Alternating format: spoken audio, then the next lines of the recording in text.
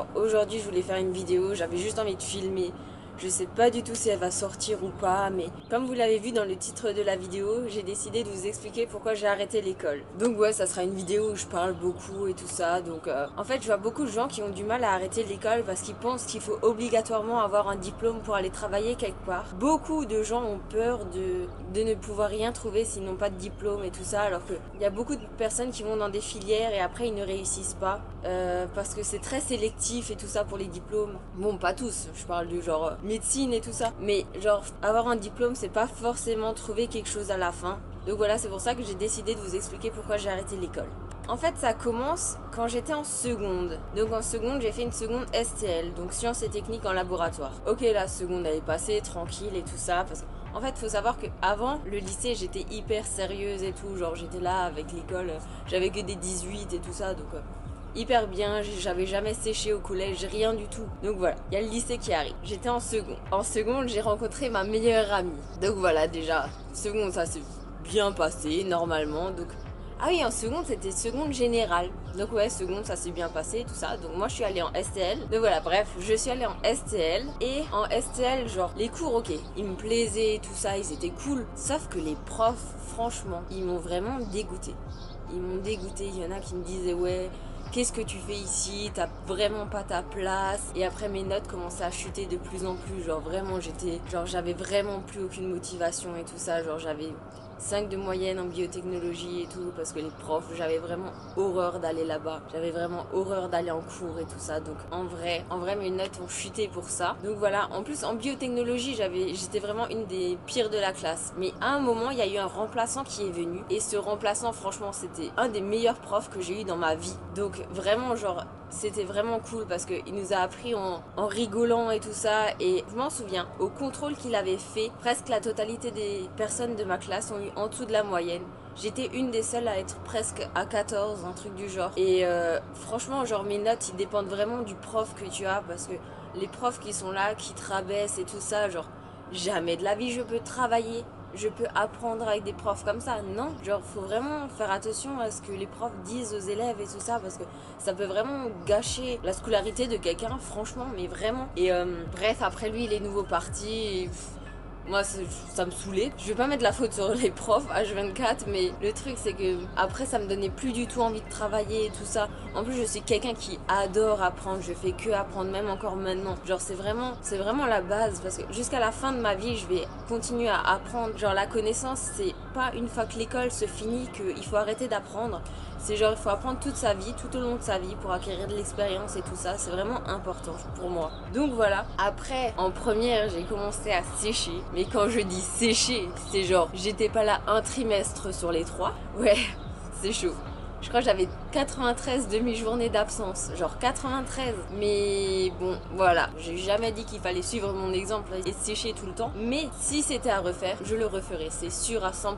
J'ai même plus appris en dehors du lycée, en séchant, qu'à l'intérieur du lycée. Donc voilà, mes notes ont commencé à chuter de ouf et tout. Et là, on me dit, je dois me réorienter. Moi, je me dis, ok, cool, c'est bien, trop bien, waouh. J'étais là vraiment au bout de ma vie. Je me suis dit, mais non, maintenant, je dois me réorienter et tout. Et en fait, ma mère, elle m'a dit, ouais, vas-y, fais commerce. Et moi, commerce, voilà, c'est pas du tout ce que j'aime. Bref.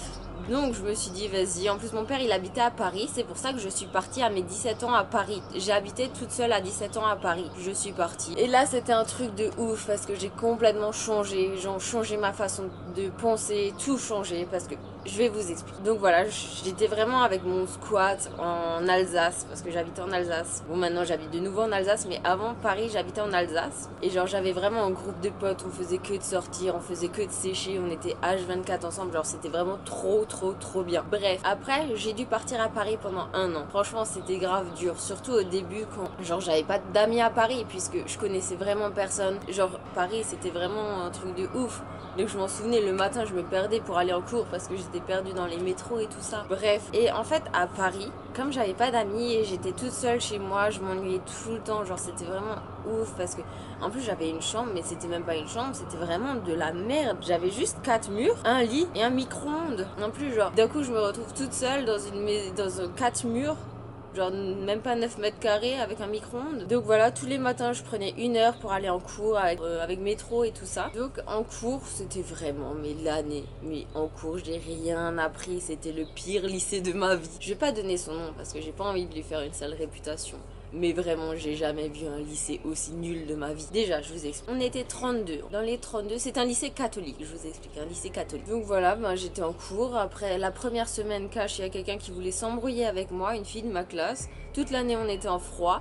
Je sais pas, elle a commencé à gesticuler devant moi et tout ça. Bon, je me suis dit, ok, je sais pas ce qui se passe ici, mais à un moment après, il y a... Je vous explique un peu quelques anecdotes que j'ai vécues en cours à Paris. Déjà, il n'y avait pas de cantine, il n'y avait pas d'infirmerie, on était avec des maternelles, genre dans le lycée, c'était bizarre. Le surveillant, c'était fragile, mais j'ai jamais vu ça. Les gens de ma classe, ils l'emmenaient, ils le chopaient comme ça, ils l'emmenaient jusqu'au bout de la rue. Je me suis dit mais ouais, j'ai atterri où? En plus moi genre j'aime trop apprendre, les gens là-bas ils étaient vraiment là pour rien, je sais pas ce qu'ils faisaient vraiment là-bas. Il y avait quelques exceptions mais la plupart ils étaient là, ils lançaient des chaises en cours et ils s'embrouillaient avec les profs. Franchement je me dis mais je m'ennuie moi j'ai rien à faire ici et tout, genre je sais pas, je trouvais ça vraiment trop bizarre. Et je m'en souviens il y a une fois un gars qui est venu me voir, il m'a dit ouais qu'est-ce que tu fais ici? Pourquoi t'as été viré de ton ancien lycée? Moi je me suis dit ouais j'ai déménagé à Paris, je me suis réorientée parce que voilà. Il m'a dit ouais, parce que moi j'étais virée déjà de 4 lycées parce que je lançais des cailloux sur les fenêtres et je les cassais. What? Je me dis mais comment, quoi? C'est quoi le principe et tout? Bref, voilà, et genre en cours, mais les gens, tellement rien, les profs. Le prof, attendez, je vous explique une anecdote, mais de ouf. Non, il y avait quelqu'un de ma classe derrière moi, il a fait quelqu'un veut acheter des tickets resto? Et là, genre en cours, comme ça, il s'adressait aux élèves et tout. Le prof de maths, il fait quoi? Il dit ouais, moi, je vais t'en acheter et tout. Il commence à acheter des tickets resto au gars derrière moi. Je me dis, mais je comprends pas. Je comprends vraiment pas le principe, le gars. Le prof, il achète des tickets resto à un gars derrière moi. Et après, ok, après le gars, il a dit ouais, ne le dites à personne, ne le dites pas au principal que j'achète des tickets resto et tout ça. Ok, d'accord.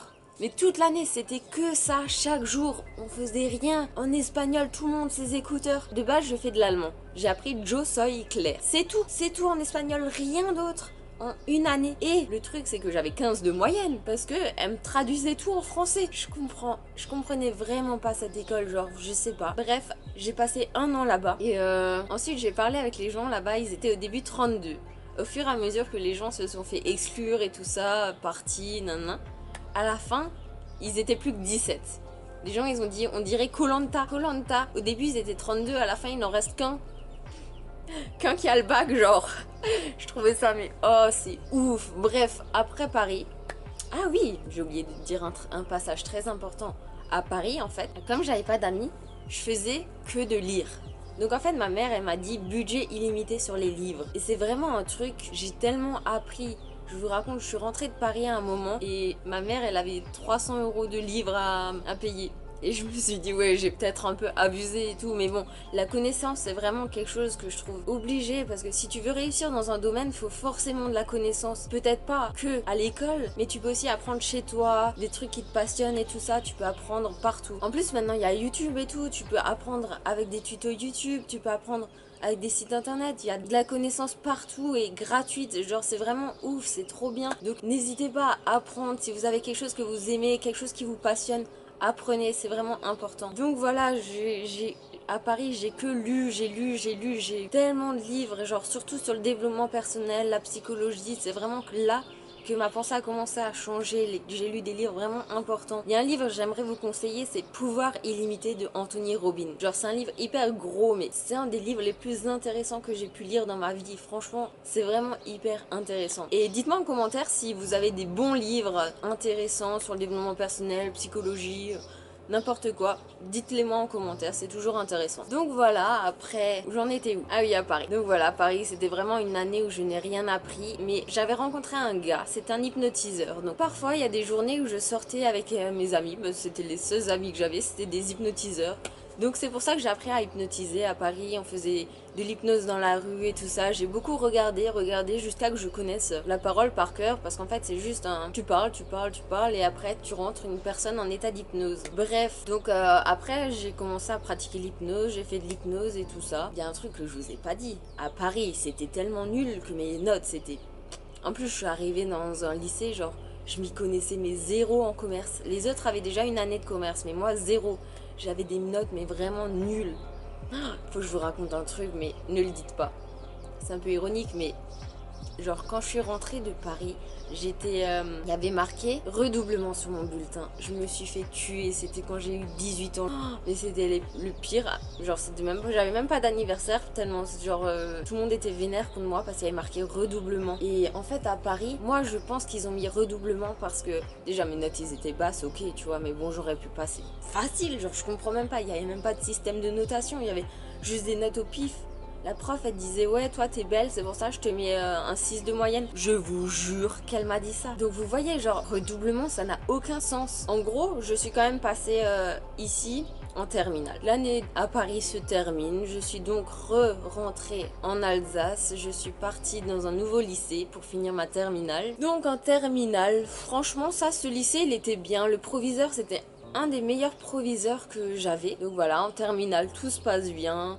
Bon, mes notes de gérer, animer les matières pro, j'avais du mal parce que vraiment j'ai rien fait pendant 2 ans. J'arrive en terminale en commerce. C'était un peu compliqué, mais bon, genre je m'en fous un peu parce que c'était vraiment pas ce que j'aimais faire. Donc après les profs et le proviseur du lycée de terminale en Alsace, c'était vraiment super. Les profs étaient à l'écoute, ils étaient vraiment là pour aider les gens et tout. Genre c'était vraiment un bon lycée je trouve par rapport à ceux que j'ai déjà eu dans le passé. Donc voilà, là j'ai passé le bac et tout, j'ai eu le bac mention bien, voilà. Donc redoublement ou pas, à mon année à Paris, bac bien. Bref, donc en fait ça me fait trop plaisir d'avoir eu le bac mention bien parce que genre j'ai prouvé à tout le monde que j'ai pu réussir même en ayant fait tout ça. Donc voilà, après les cours c'était vraiment pas mon truc. Après le lycée je me suis dit vas-y je vais faire une fac de psycho, comme je fais de l'hypnose et j'aime bien la psycho et tout ça. C'est vraiment nul. C'est nul, la fac je vous le dis. J'aime pas. J'ai pas dit que tout le monde doit ne pas aimer et tout ça parce qu'il y a beaucoup de gens qui aiment, qui apprécient et tout ça, mais moi c'était vraiment pas mon truc. Mais de toute façon, l'école pour moi, c'est pas mon truc depuis la seconde. En fait, après, je suis une artiste. Ok, j'ai eu longtemps du mal à me définir comme ça parce que je trouve ça un peu une artiste en mode, vous avez compris. Je sais que j'ai pas ma place à l'école. Genre, c'est pas parce que j'aime pas apprendre, ou parce que je m'en fous, parce que... Mais c'est vraiment pas mon domaine. J'aime bien apprendre par moi-même. Je suis autodidacte. J'apprends. En fait, presque tout ce que j'ai appris dans ma vie, ça vient de moi. À part lire, écrire et tout ça, genre les notions de base que tu apprends avant le lycée. Mais sinon, tout ce que j'ai appris dans ma vie après le lycée, c'est vraiment des trucs que j'ai appris par moi-même. Ok, des trucs méioses, des trucs comme ça, genre de biologie cellulaire, je sais pas quoi. Ça, mais quand ça va me... Moi, ça va jamais m'apporter quelque chose dans ma vie maintenant, des trucs comme ça. Donc, je me suis dit, je vais arrêter. Qu'est-ce que je vais faire? Je vais arrêter. Même si j'ai vraiment peur, parce que je vois beaucoup de gens autour de moi qui n'osent pas arrêter par peur de manquer de diplôme ou ne pas pouvoir faire quelque chose par la suite. Mais bon, je me suis dit que si j'arrête pas maintenant, je vais continuer dans une voie qui ne me plaît pas. Et je me suis dit, c'est pas possible pour moi, j'ai envie de créer, j'ai envie d'apprendre, j'ai envie de transmettre. Et en fait, c'est vraiment ça qui me fait plaisir, c'est d'apprendre, de créer, de voyager. Donc pourquoi continuer dans quelque chose qui ne vous plaît pas pour à la fin avoir un travail qui ne vous plaît pas? Je dis pas que tous les diplômes ou tous les gens qui préparent quelque chose ne vont pas aimer leur travail. Je dis juste que les gens qui savent ou qui sont presque sûrs que leur voix ne leur plaît pas, choisissez par exemple une passion. Parce que moi en fait, j'ai arrêté les cours l'année dernière, j'ai commencé les vidéos YouTube, j'ai commencé à créer mon CM Custom. Ok, je sais pas du tout si ça va marcher, même là je me sens vraiment seule parfois, je me sens vraiment comme là, genre j'ai toute la journée rien que pour moi, je suis là toute seule chez moi, je me dis par où commencer, qu'est-ce que je dois faire, comment, pour arriver où. Je dois me poser plein de questions tous les jours, j'ai vraiment peur. Je sais pas si ça va marcher, qu'est-ce que je vais faire après. En plus, moi, j'ai pas de solution de repli. Il y a plein de trucs qui me font grave kiffer et tout ça, mais bon, j'aimerais vraiment faire quelque chose qui me plaît. Bon, c'est pas moi qui va vous apprendre c'est quoi la vie, mais j'aimerais quand même faire passer le message comme quoi il y a toujours quelque chose qui peut vous faire vibrer, qui peut vous donner de la motivation, qui peut vous faire changer. Donc, n'hésitez pas à apprendre, c'est vraiment la base. Je pourrais vous donner en commentaire plein de livres pour apprendre à changer votre façon de penser, tout ça, mais vraiment, genre, j'ai plein de gens qui viennent me voir et qui me disent oui, j'aimerais bien créer, par exemple, un jeu vidéo et tout ça, j'aimerais bien faire, écrire un livre et tout ça, mais je suis en cours, je vais en biologie ou en physique, alors que ils veulent créer des livres et tout. Si vous avez envie de faire quelque chose, faites-le. Même si vous avez peur, vous restez en cours, mais vous pouvez travailler à côté. Pourquoi pas faire ça? Au lieu de regarder la télé le soir, au lieu de regarder les animes. Je me sens un peu visée. Bref, au lieu de faire ça, vous pouvez écrire un livre à côté, créer un jeu vidéo, je sais pas, faire n'importe quoi. En même temps que j'étais à la fac, j'ai aussi continué à dessiner, à prendre des connaissances. Désolée, la caméra a coupé. Donc ce que je disais, c'est dès qu'on se différencie un peu des autres, dès qu'on est un peu différent, qu'on a envie de créer et qu'on n'a pas envie de faire le schéma normal ou pas faire le schéma que tout le monde voit, aller à l'école, aller à la fac, avoir un diplôme, travailler dans une boîte. Dès qu'on sort de ce schéma, on est tout de suite mal vu, jugé ou rabaissé surtout. Ou même, je trouve que les gens, ils s'entraident pas assez. Moi, j'aimerais tellement vous aider tous à réussir ce que vous avez envie de créer et tout ça. Parce que je trouve que c'est vraiment important de s'entraider, de voir les gens ce qu'ils font et tout ça. Donc en fait, genre les jeunes entrepreneurs et tout ça, je trouve ça mais fantastique ce qu'ils font. Faut jamais juger quelqu'un qui veut entreprendre quelque chose. C'est vraiment ouf le nombre de personnes qui essayent de me rabaisser, qui essayent de me démotiver pour ce que je fais. Donc je vous avoue que c'est dur. C'est vraiment dur de faire quelque chose qui vous passionne. Mais si vous êtes déterminé, si vous croyez en vous, je pense que vous pouvez faire ce que vous avez envie de faire dans la vie. J'avais vraiment besoin de faire cette vidéo parce que, je sais pas, je me sens vraiment seule et je me suis dit, ouais, si maintenant on se rejoignait, on créerait tous un truc. Genre, n'hésitez pas à m'envoyer des messages sur Instagram, je vous mets ici mon Instagram et vous me dites ce que vous avez envie de créer, ce qui vous passionne dans la vie. Si maintenant vous avez déjà créé des trucs et tout ça, ça me ferait vraiment plaisir d'aller voir ce que vous avez fait. Si jamais vous avez écrit un livre, parce que j'achète beaucoup de livres de mes amis qui ont écrit des livres. J'en ai déjà plusieurs de mes amis. Et franchement, je trouve ça trop cool. Vous écrivez un livre, vous avez un truc, une sensation merveilleuse d'avoir un vrai projet qui se concrétise. N'hésitez pas à faire quelque chose en dehors du travail, en dehors de l'école. Genre vraiment un truc qui vous tient à cœur. Donc voilà, que vous allez me dire ce que vous aimeriez créer et tout ça. Et j'espère que cette vidéo vous motive parce qu'en fait, j'ai vraiment envie de vous motiver à créer. J'ai vraiment envie de vivre dans un monde où l'on n'est pas jugé, où on peut simplement faire quelque chose qui nous kiffe sans avoir peur du regard des autres, parce que je trouve que c'est vraiment primordial de pouvoir vivre de sa passion, parce que genre le but de la vie pour moi, je trouve, c'est faut pas être triste. Genre c'est vraiment un truc qu'il faut pas regretter, parce que j'ai pas envie d'être là à 40, 50, 60, 70 ans et me dire merde, j'ai loupé ma vie et j'aurais pu faire tellement de choses dans ma vie et j'ai fait rien. En fait dans ma tête je me dis, si maintenant en fait ce que je suis en train de créer, c'est impossible que ça ne marche pas, puisque j'ai tellement de volonté et en fait c'est mon seul projet que je veux concrétiser. Je veux vraiment j'ai envie de créer vraiment quelque chose qui me plaît. Je me répète peut-être depuis avant, mais c'est vraiment un truc qui me tient à cœur. Bon, ok, vous le savez. En France, j'ai l'impression on juge beaucoup les gens. Ben non, faut pas juger, faites-vous plaisir. Si y en a, il veut faire ça, fais-le. Si toi t'as envie de faire ça, tu le fais. Je sais pas, ça regarde personne. Vous pouvez faire tout ce que vous avez envie dans votre vie. Vous pouvez créer tout ce que vous avez envie de créer dans votre vie.